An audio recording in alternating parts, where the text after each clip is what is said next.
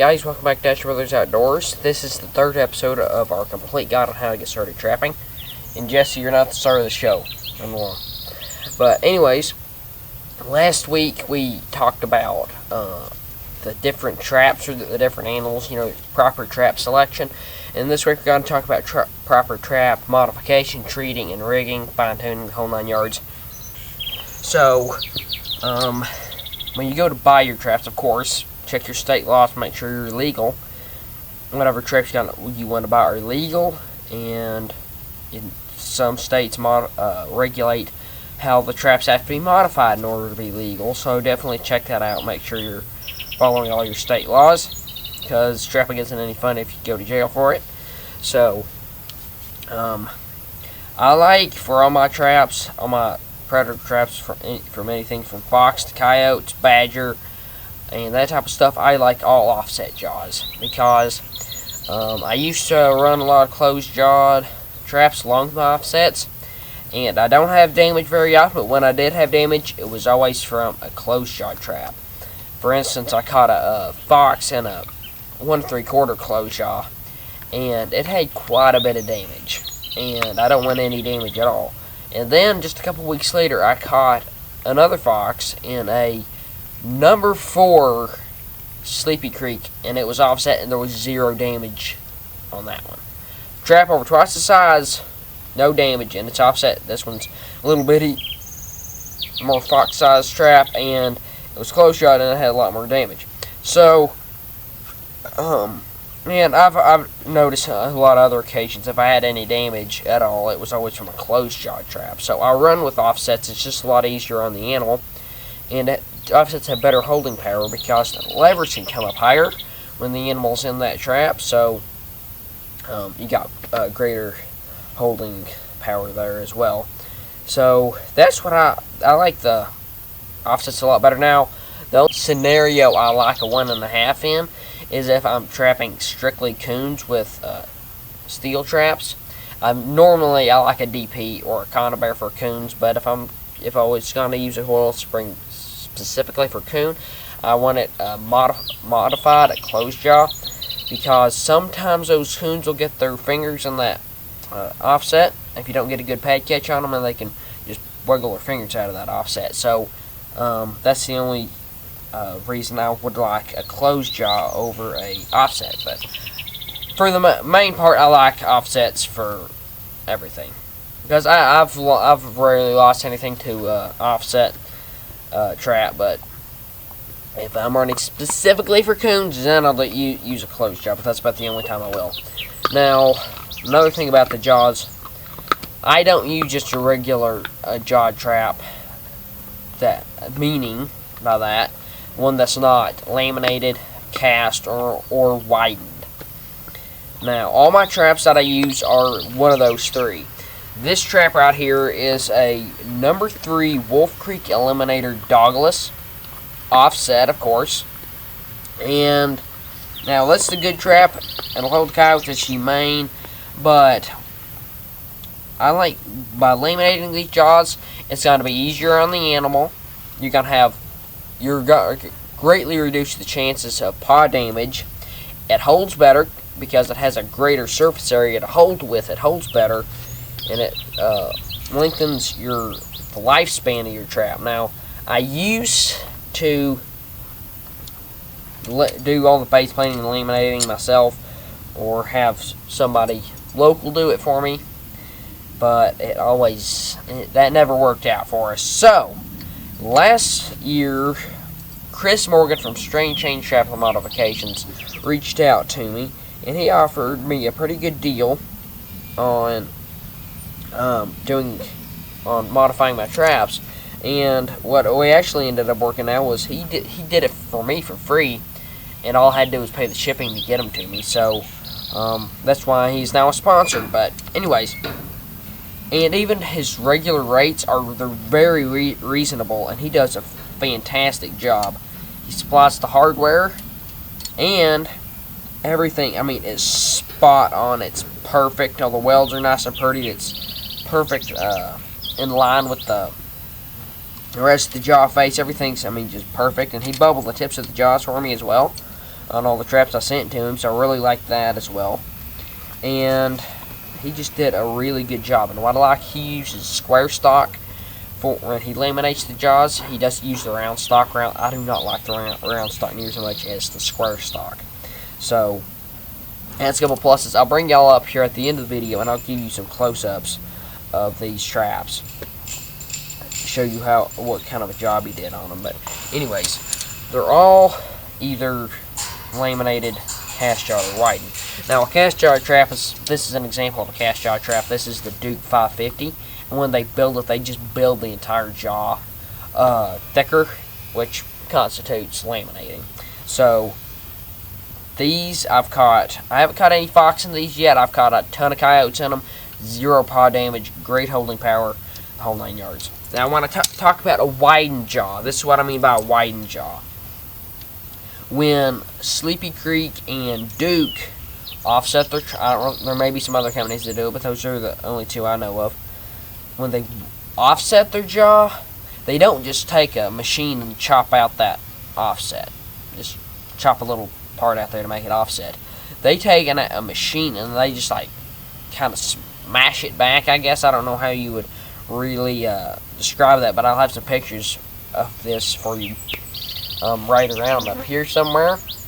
I'll blow them up for you so you can get a good look at it. But as you can see here, that it makes that jaw a lot thicker, and it's not quite as thick as a laminated jaw, but it's I've used these things without the laminations, and there's 0 damage. So I leave these like it is, and that's why I really like these as both the Duke and Sleepy Creek offsets. Is a great trap that you can take right out of the box and put in the ground. Then you don't have to base plate them or laminate them. At least if you get the Duke 1 3/4 4x4 offset, it will come base plated. But if you don't get that exact model, it won't be base plated. But get that exact model, like $12, and it's a great trap. Just take right out of the box and put in the ground. I mean, there's a few minor modifications that we'll talk about in this video that you have to do them, but that's about it. And when I use a closed jaw trap, unless it's dogless, which I don't have any dogless closed jawed, but I will put Canadian jaws on it, which means inside and outside lamination. Again, Chris Morgan from String to Change Trap Modifications did these for me as well. And he did a really good job. I like it. I mean, that jar is at least a 1/2 inch thick, probably more, because I mean the joint of your finger is about roughly 1 inch, and it's over half the length of my finger, the joint of my finger. So that is a very, very wide jaw face. And now these were built for fox traps. When he did that, he base plated them for me and did the Canadian jaws, and these things will catch and hold coyotes as well. Very great job at doing that as well, and I really like that. So if you modify them up like that, you use them for fox all day long, fox, coon, whatever you want. And if you have a coyote or a big bobcat or a stray dog even stumble into them, you're going to hold them without a problem, and there's not going to be any damage, and they're not going to be tearing your traps up either. Now, all my traps are also base plated and center swiveled. Now, if I can't base plate them, I'll just center swivel them, but I like the base plated for a couple reasons. Now, when the traps are base plated, now most traps nowadays, they come pretty bare. I mean, they are made to hold the animal, of course, not to hurt them at all, and they will do that. But most traps come pretty bare, so that whoever has them can modify them and tweak them the way they like, which is kind of handy. But if you're wanting something to jerk out of the box and go, I mean, that's kind of a obstacle. But anyways, when they're base plated and center swiveled, that base plate strengthens the whole frame of that trap, makes it a bit more beefier. It'll hold up to the punishment a lot better. And by center swiveling, that will cut down on the possibility of damage as well. When it's swiveled off to the side, there's a couple bad things about having it swiveled off to the side. One, it's swiveled right there on the tab on that frame where the jaws hook in, so they're going to be the animal's going to be pulling sideways on that from the anchor point, because the chain's going to be clear over here. And by doing that, they can maybe pull their pod inside that jaw and potentially damage it that way. And they're yanking right here where the jaws hook in.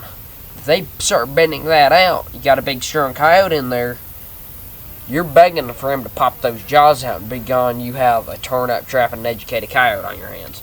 So definitely base plate them and center swivel them. That will really cut down on, like I said, the possibility of pod damage, and it will increase your strength, your trap line life of your trap. So that's a big deal as well.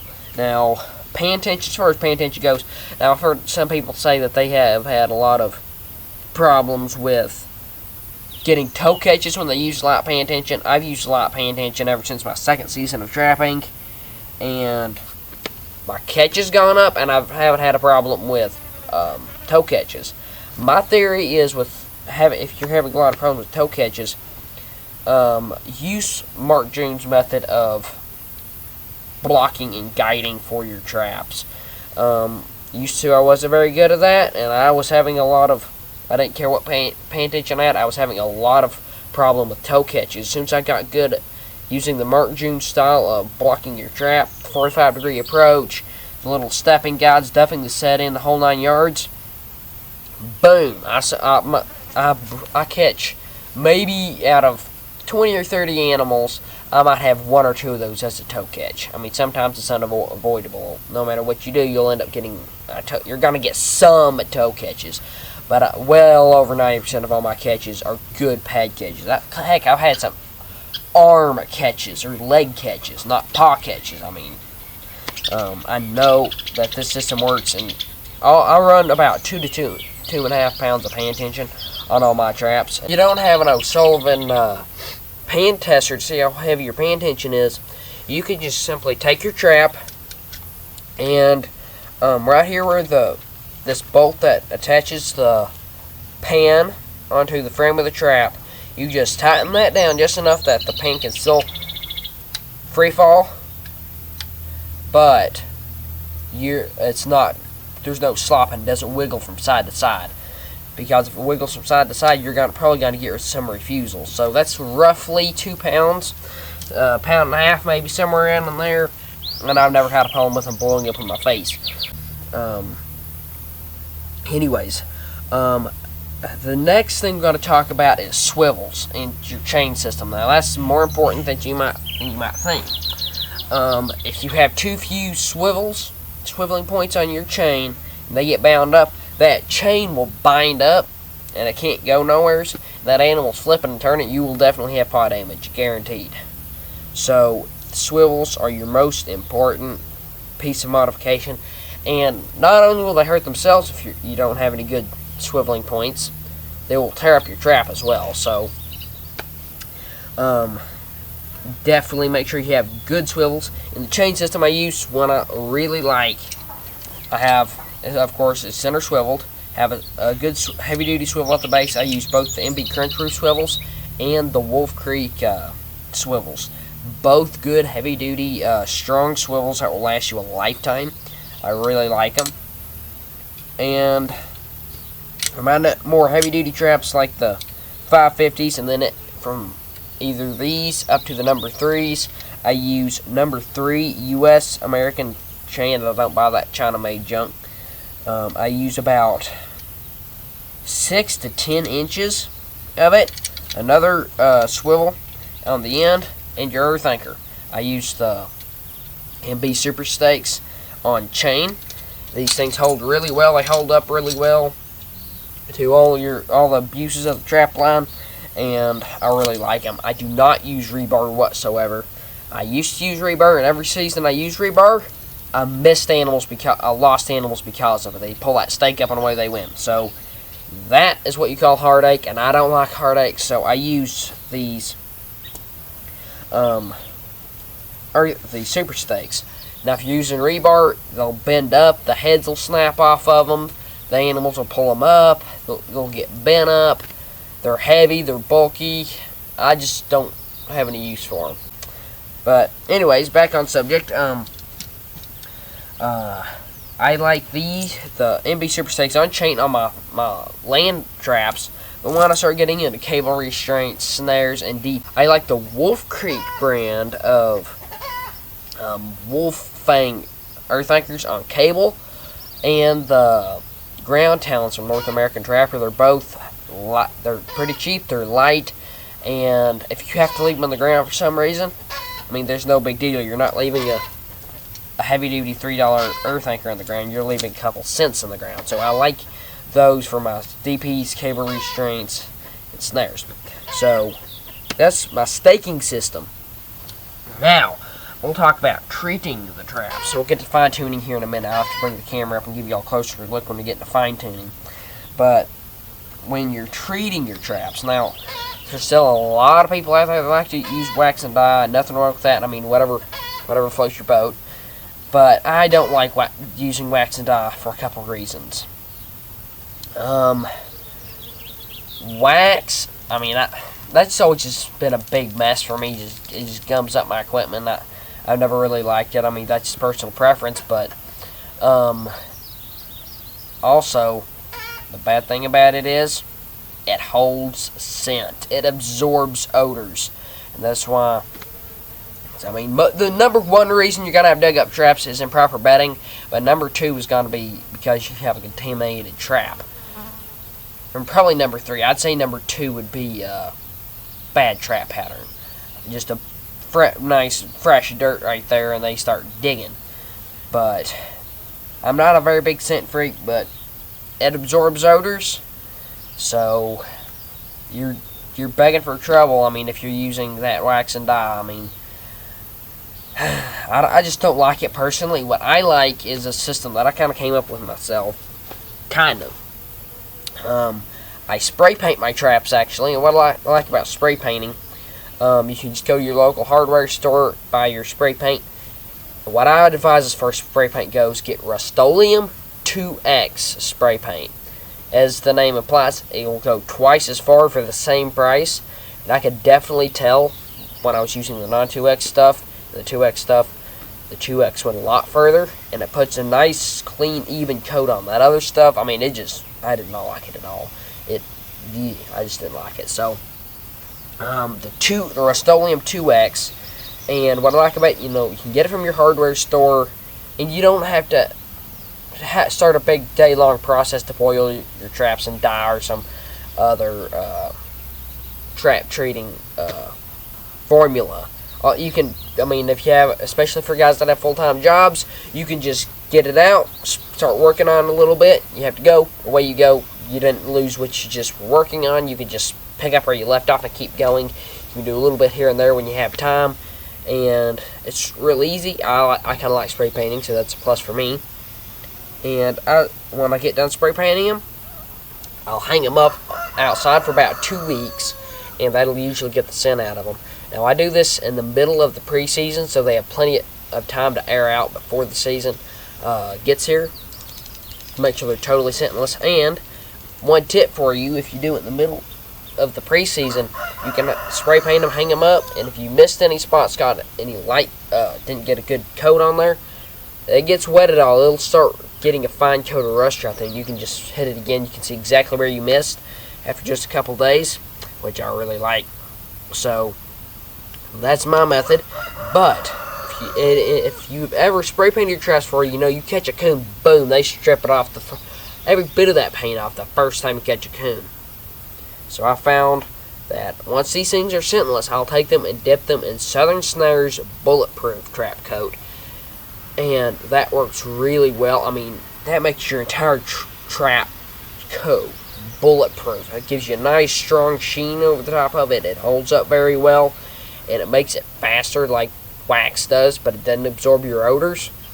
And it just works very well. I mean, I caught 4 coyotes in one Duke 550 that was treated like that this past season, and guess what?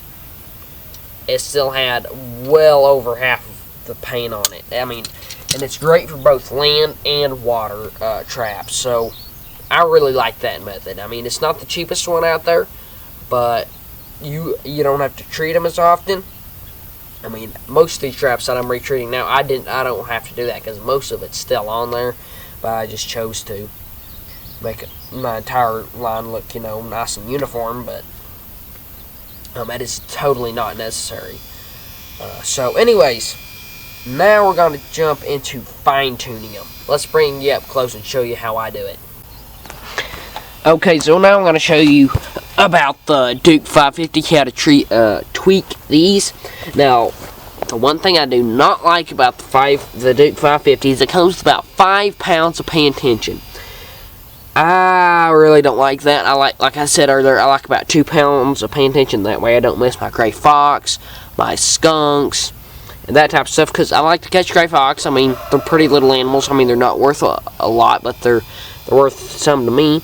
And skunks, because I make a good bit of money off those, selling the essence. And with the gray fox, I mean, they'll prey on turkeys and ground nesting animals, so you have to control their numbers just like everything else to ensure a healthy population of both predators and prey. So, like I said, about 2 pounds of paying tension. And these Duke 550s has the PIT, which stands for Pause I Trip pan system, which means it doesn't have a bolt that attaches this pan to the trap, so you can't adjust it that way. What you have to do is bend the stainless steel dog downwards in order to lighten up the pan tension. Now that's a heavy duty stainless steel dog, so that's not very easy. So if you have I believe it's called Bob's custom trap bender that just mounts on your vise, you can do that fairly easily, but you're gonna have to have your pan tester to keep testing your pan tension. I don't have one of those, so what I do is I just tighten the vise down right here, and then I'll take a hammer and just bend it a little bit at a time until I get my desired pan tension. That's about all I do with the 550. Besides, one thing I do is, of course, you got to make sure your pan is level, because if your pan is not level, you'll have, of course, an uneven surface above it. When you bed your trap, you're going to have to bed it way too deep, or there's going to be a rise over your pan, and the animals do not like that. They like to step in level or lower spots. They don't like to step on spots that are high. I mean, that's just totally natural to them. So you want to make sure it's level or lower, so you want that pan to be totally level. So to do that with any trap, I don't care if you're using coil spring, long spring, I don't care what brand it is, you just take this here bit of the frame where the dog attaches on to the rest of the trap, you just take that and bend it in if you want the pan to go down, or if it's too far down and you need to bring it back up, you just bend it out. Now, the Fox Hollow Pan Adjuster is very handy for that. I definitely recommend buying one. They'll last a lifetime, and I look at it as an investment. I mean, they're great little tools. So that's what I do with the 550 and 650, or any trap that has the Pause I Trap pan system installed on it. Now we're gonna go over and take a look at some Sleepy Creeks and Wolf Creeks and show you how to adjust those. Okay, so here's how we adjust these. I mean, this is for, you can use this method for Dukes, Victors, Bridgers, Wolf Creeks, Sleepy Creeks.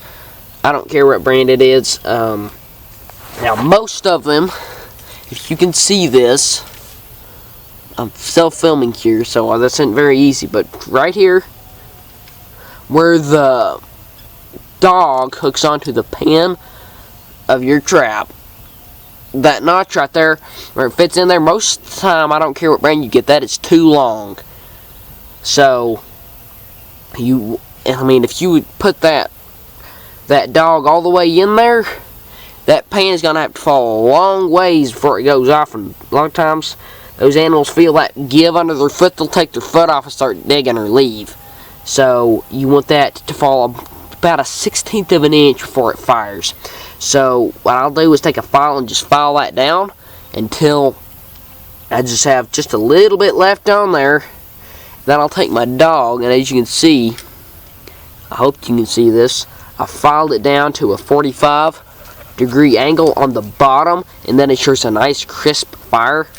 But if you don't want to grind this all the way down, what I recommend doing is taking a file and just filing a night latch right in there. And what night latch does, let's see if I can do this for you. You can hear that little click. And if you have your trap adjusted properly, when it clicks right there, it'll fall about a 1/16 of an inch before it goes off, and your pan will be totally level. Now, to ensure that you have it adjusted properly, once you file that nice little night latch on there, take right here where the dog hooks onto the frame, and as you can see, that dog, it's got a lot of slop in it, so you want to take that, put that in the vise and crimp it down so that it can still move freely back and forth, but it doesn't wiggle and just go all over the place like this one does. So you just want to crimp that down, and then set your trap, put your dog in the night latch there, and adjust your bed of the frame right here where the up or down, so that you have a totally level pan. And this is for, I don't care what kind of trap you're using. If it has just a regular pan system that just has the bolt right here, that will work great for you.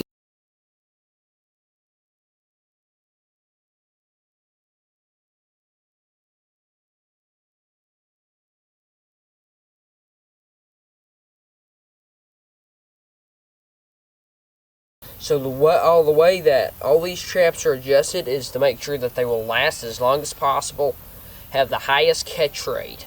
Now all these, if you have your traps not adjusted properly, you will have a lot of misses from wobbly pans that to fall too far, too heavy pan tension, your pans are sitting up too high, or bad staking systems, bad chain systems, the whole 9 yards. So my entire system is made to make my traps last longer, be easier on the animal, have a higher catch rate, and just overall be the best traps I can possibly make them. So I hope y'all enjoyed this video. If you have any more questions, please let me know, and I'll definitely get back with you as quick as I can. So anyways, that's how I do it. Thank you for watching. I will see you in the next video, and don't forget to go enter our giveaway. We've got some good stuff we're going to be giving away, and one of you guys just might be the lucky winner of it. So as soon as we hit 1,000 subscribers, we're going to draw a name out of all the people who entered and see if you are the lucky winner. So thanks for watching, and God bless.